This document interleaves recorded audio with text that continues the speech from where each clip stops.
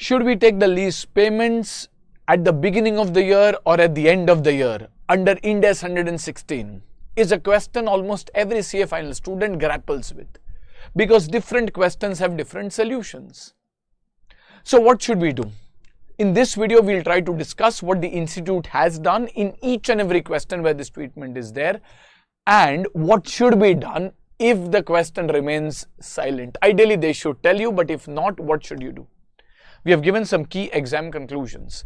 So let us get started. So over here, in case the question specifically tells you that the lease payments are done at the beginning, well, we will take the present value workings considering the start of the year.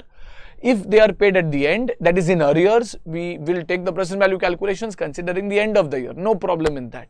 But what if the question remains silent? Well, if you look at the trends which are there in the institute, what we have done is we have outlined each and every question in the study material in your RTPs, in your MTPs, where we have mentioned the data as given in the question, the effect in the solution, and the assumption used, if any. As you can see, in most of the questions, the institute has taken the data at the end of the year and obviously given the solution based on that. A few questions have specifically mentioned that it is at the start of the year and hence the effect is also at the start of the year.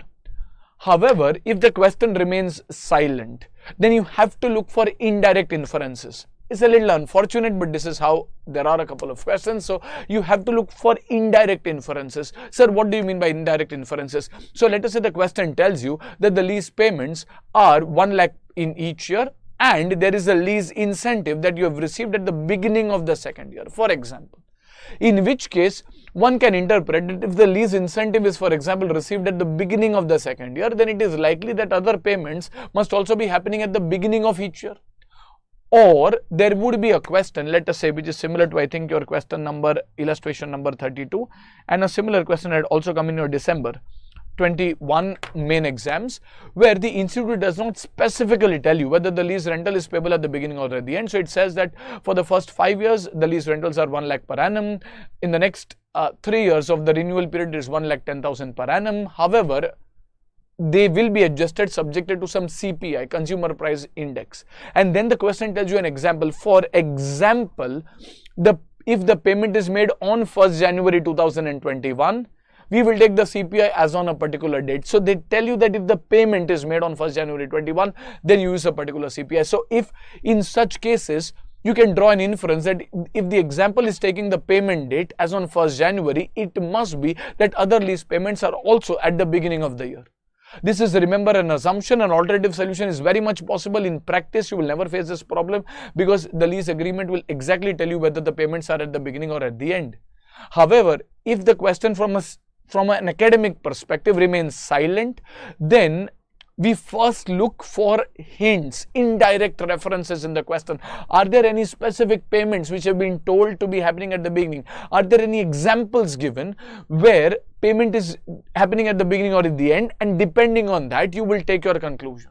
But even if that is not given, then what will you do? Well, in such cases, we will write an exam note and mention, so that is our key exam conclusion. We said that we'll first look at indirect instructions if the question remains silent and base our answer based on these indirect inferences, like an example or like some payment data given.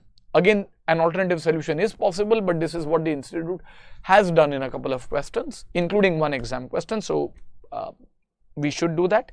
And second, most questions are drafted assuming lease payments would happen at the end. And in absence of any direct or even indirect instruction, we will solve assuming payments at the end of the year. Most of the questions, more than 80% of them, as you can see, are at the end. And write a note for the same, saying that we have assumed that the lease payments are happening at the end of the year in absence of information. And an alternative solution is also possible where a lease payment can happen at the beginning of the year. That is provided the question remains silent. But in my opinion, the institute will be careful enough to at least mention this basic point and test you more on your understanding about Ind AS 116 rather than your ability to make the right assumption under Ind AS 116. But nevertheless, if it comes, I hope you're prepared and that uncertainty is put to rest. That should be it for today. I hope this video has been helpful. Thank you very much for your time. Good luck. See you. Bye-bye. Take care.